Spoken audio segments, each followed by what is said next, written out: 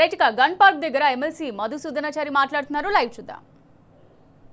Raghava constructions వారు గడచిన 2-3 సంవత్సరాలుగా విశృంఖలంగా ఎటువంటి పర్మిషన్లు లేకుండా ప్రభుత్వానికి కట్టాల్సినటువంటి రాయితీలు లాంటివి చెల్లించకుండా అనేక రకాలైనటువంటి అక్రమాలకు పాల్పడుతున్నటువంటి విషయాన్ని సాక్ష్యాలతో సహా మామూలుగా ఆరోపణ చేయడం కాదు, అధికారులు ఏ సందర్భంలో ఆ కంపెనీ మీద అక్రమాల మీద ఎటువంటి ఎంక్వైరీలు జరిగినాయి, ఎటువంటి సైట్ ఇన్స్పెక్షన్ జరిగినాయి, ఎటువంటి ఫైండింగ్స్ దొరికినాయి అనేటువంటి ఆధారాలతో సహా సభలో మరి వారు చర్చ కొనసాగిస్తే దాన్ని అర్థం చేసుకొని ప్రభుత్వాధినేతలుగా ఉన్నటువంటి వాళ్ళు బాధ్యతతో వ్యవహరించి ప్రజలను అన్ని రకాలుగా కాపాడుకోవాల్సినటువంటి బాధ్యులు అనేటువంటి విషయాన్ని విస్మరించి ఏ గొంతుకలైతే ప్రభుత్వాన్ని ప్రశ్నిస్తా ఉన్నాయో, ఏ గొంతుకలైతే తెలంగాణ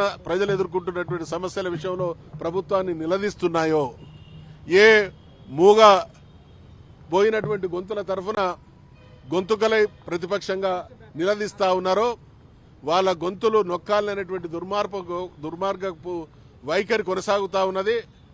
ఆ వైఖరి కొనసాగింపులో భాగమే నిన్న గౌరవ శాసన సభ్యులను బీఆర్ఎస్ పార్టీకి సంబంధించినటువంటి సభ్యుల్ని సస్పెండ్ చేయడం. ఎవరి మీద ఇవాళ సస్పెండ్ వెనుకున్నటువంటి నేపథ్యం ఏంది? మంత్రి స్వయంగా అక్రమాలకు పాల్పడుతున్నాడు, ప్రభుత్వానికి రావాల్సినటువంటి ధనాన్ని, ప్రభుత్వానికి చెందాల్సినటువంటి మరి ఆస్తుల్ని ఆయన అక్రమంగా దుర్వినియోగం చేస్తా ఉన్నాడు.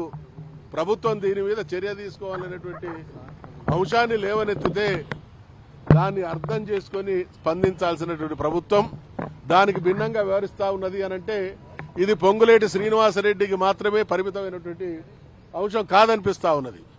స్వయంగా ముఖ్యమంత్రి కూడా ఈ అక్రమ దందాలో భాగస్వామి కాబట్టే చర్య తీసుకోవడానికి వెనుకాడుతున్నాడు. కాబట్టి మేం శాసనమండలి సభ్యులుగా నిన్న మా శాసనసభ్యుల్ని సస్పెండ్ చేయడానికి దాన్ని తీవ్రంగా గర్హిస్తూ ఈరోజు శాసన మండలిలో మేము ఖచ్చితంగా డిమాండ్ చేస్తాం, పొంగులేటి శ్రీనివాసరెడ్డిని తక్షణమే బర్తరఫ్ చేయాలి, సభా సంఘాన్ని ఏర్పాటు చేయాలి, చరిత్రలో ఇటువంటి దుర్మార్గపు మంత్రులే నీచానికి ఒడిగట్టేటువంటి చరిత్రలో పునరావృతం కాకుండా ఉండడం కట్టడి చేయాల్సినటువంటి బాధ్యత కూడా ప్రభుత్వం మీద ఉంది. కాబట్టి గతాన్ని గుర్తు చేస్తా ఉన్నాం.